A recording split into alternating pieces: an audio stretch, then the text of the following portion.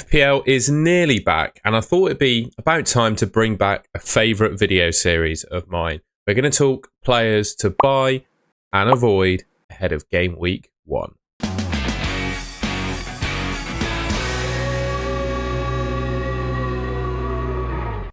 Alright, the first player I needed to talk about then is, well, he's a big talking point because he's been in a lot of my drafts and I'm 50-50 at the moment as to whether I'm going to pick him. What I'm not going to do in this video is come to a conclusion on Solanke because we've still got basically a week until the Premier League kicks off. So, you know, things can change and things can happen in that time.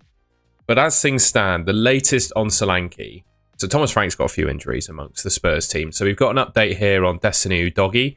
So he's going to have some tests to see if he's...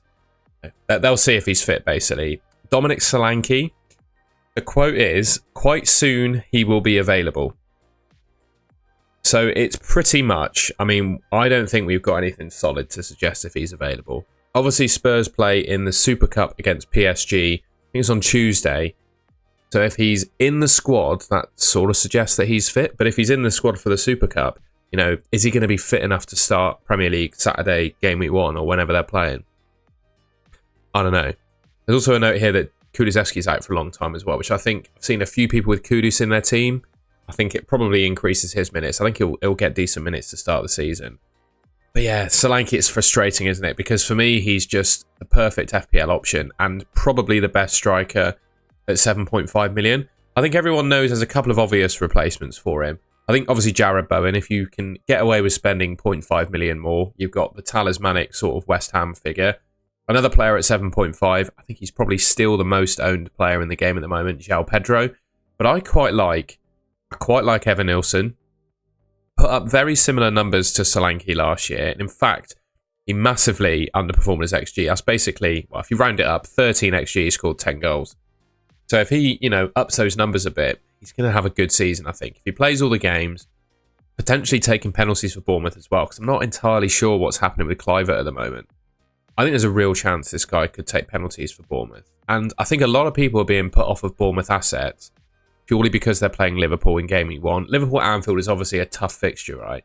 But I think with the way that the defensive contribution points work this season, you can pick yourself a defender that will do okay for game week 1 and then just bench them for game week 2 when Evan Nilsson's got Wolves at home. And like the 4 fixtures after Liverpool, I don't think are too bad. You know, Wolves, Tottenham, Brighton, I don't think anyone can convince me that these are the best defences in the league.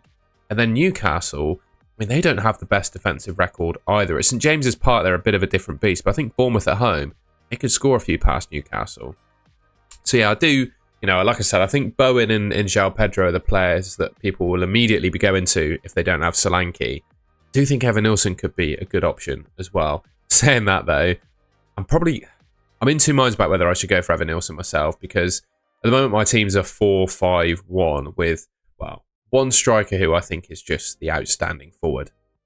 And that outstanding forward is Ollie Watkins. I mean, I remember making videos about differentials a couple of weeks ago, and Ollie Watkins was well under 10% owned in the game now.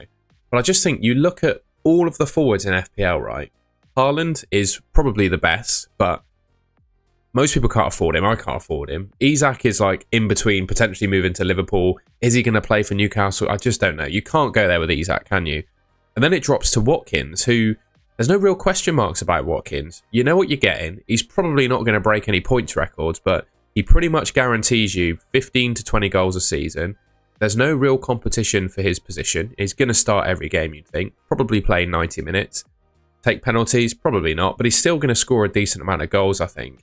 And the opening fixtures for Villa, I think, are pretty good. Newcastle at home. Like I said, I don't think Newcastle are the strongest defence in the league. Brentford, Palace, Everton, Sunderland is a really nice fixture run. So he's got good fixtures. He's going to play pretty much every minute of every game, you'd like to think.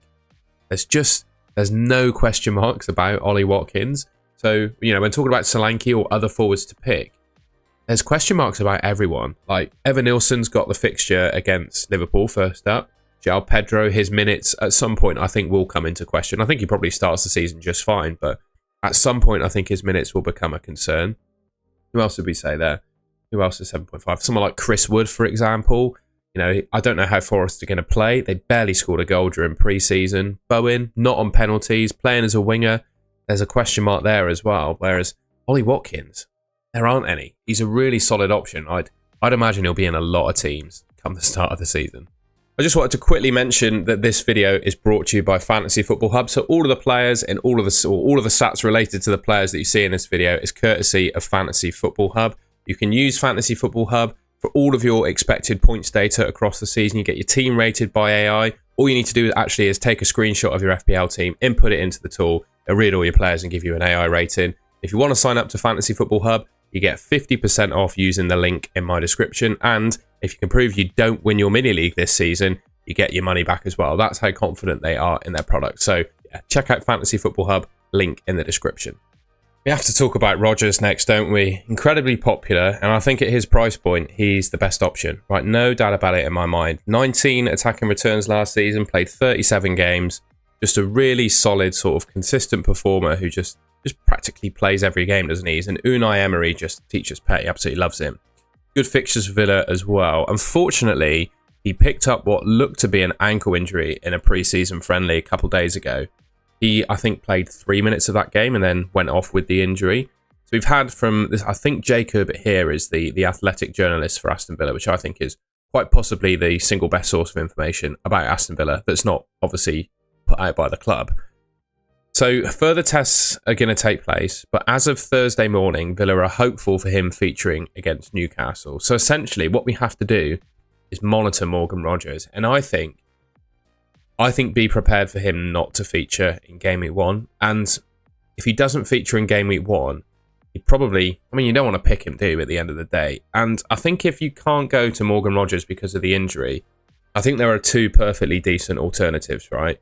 One of them is Semenyo. The same price, put up very similar numbers to what Rodgers did last season. And I think he's only going to improve this year in terms of the numbers he puts up in the Premier League. The only problem with Bournemouth, and like I said with Evan Nilsson as well, is that they've got that Liverpool fixture first up. But if you can see past the Liverpool fixture and the remaining games they have, as we did with Evan Nilsson, the fixtures are good, right? I really do think the Bournemouth fixtures after that are good. And, you know, one of the question marks I would personally have about the Liverpool team, they've done really well in terms of bringing in good attack-minded players, right? Kirkez, Frimpong, Ekitike, Wirtz, and the list goes on as to the players they've signed, right? It's crazy. But I would question how they performed defensively with all of those changes to their teams, to their team. And I think I wouldn't rule out Bournemouth scoring. And Semenyo, I think, did pretty well at Anfield last season, if I'm not mistaken. I just think he could be a really good option. And if Rodgers is a doubt, I wouldn't be too anxious or worried about bringing in Semenyo as an alternative, basically.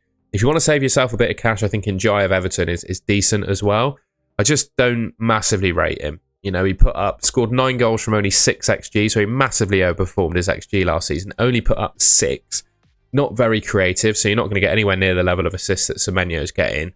The only sort of good point he has is he's on penalties for Everton, and the Everton fixture against Leeds first up is good. To be honest, those first 3 are, you know, in comparison to Semenyo's, are probably better. But I just think we can't go Rodgers for any reason because he's injured. Would not be worried at all about picking Semenyo, and I think there's even, you can put a positive spin even on that Liverpool fixture, I think, yeah. Just some thoughts on Rodgers and who could replace him. Finally then, I wanted to talk about Bruno Fernandes because he's in my team at the moment, and he is a bit of a Marmite player, I'd say, in FPL this season. Some people all over him, some people not liking him at all. And I think there's definitely question marks about how Man United are going to play this season, right? But one thing I think is for sure is that they're going to be better than they were last year. I think you can almost pretty much suggest that that's going to be the case. The thing is with Man United, though, is it's not entirely clear to me how they're going to line up from an attacking point of view. With a front 3 of, well, 3 players brought in of Sesko, Mbeumo and Cunha, you'd imagine, first game in the Premier League against Arsenal on Friday, those 3 are all going to play. Which begs the question, where does Bruno Fernandes fit in? He's obviously going to sit, well, not be a sitting midfielder, but he's going to play deeper in midfield. And how does that affect his attacking returns as a result? That would be my question. But I think we've seen enough from Bruno Fernandes to suggest that regardless of kind of the position he plays, he takes penalties first of all, and I think Man United are going to get a fair share this season. And also he still manages to get goals and assists regardless of where he plays. And last season, for example, 20 attacking returns. And he is just someone. He plays every single game for Man United for 90 minutes, takes penalties, set pieces, He just ticks all the boxes you want from an FPL asset. And in addition to that, what we've got here is a list of midfielder defensive contribution data, courtesy of FPL Tom Hadley. He's been amazing for Twitter content, so I will leave a link to his Twitter in the description, or X account in the description. We've got a list here of the top midfielders for DEFCON points last season, right, per game.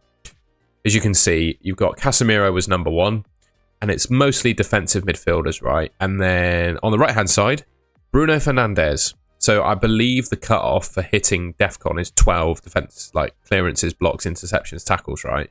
Bruno Fernandes, he averaged 10.5 per game in the Premier League last season, right?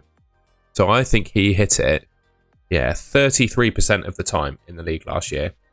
So he averages 2 DEFCON points every 3 games, 20 attacking returns. I think he's going to be a really solid option in FPL this season. And I also think he's going to benefit from having 3 forwards that can actually finish the chances he creates. I think one of the issues with Bruno Fernandes last season is he was playing as good as he ever did in terms of creating chances and doing what he does. Just the quality of the teammates in front of him to finish their chances was not there. So I really do think he's going to be a good option this season. I'd definitely say he's a player I'd consider buying if I was you. All right, well, that's the end of the video. I hope you enjoyed that and found it useful. If you did, please leave me a like rating. Let me know if there's any players I missed off here. I thought I'd talk about what I think are the hot topics for me at the moment in this video. And we needed to keep the buy and avoid video series. We need to kick it off, don't we? So that's what I did with this video. And yeah, I think that's everything. If you haven't already, I'd really appreciate it if you could subscribe to the Golden Goal channel. It should be around there on your screen. And yeah, that is everything. Thank you very much for watching. I'll catch you in my next video, which will be an ultimate guide as per my usual Sunday video series. So I'll catch you in that one.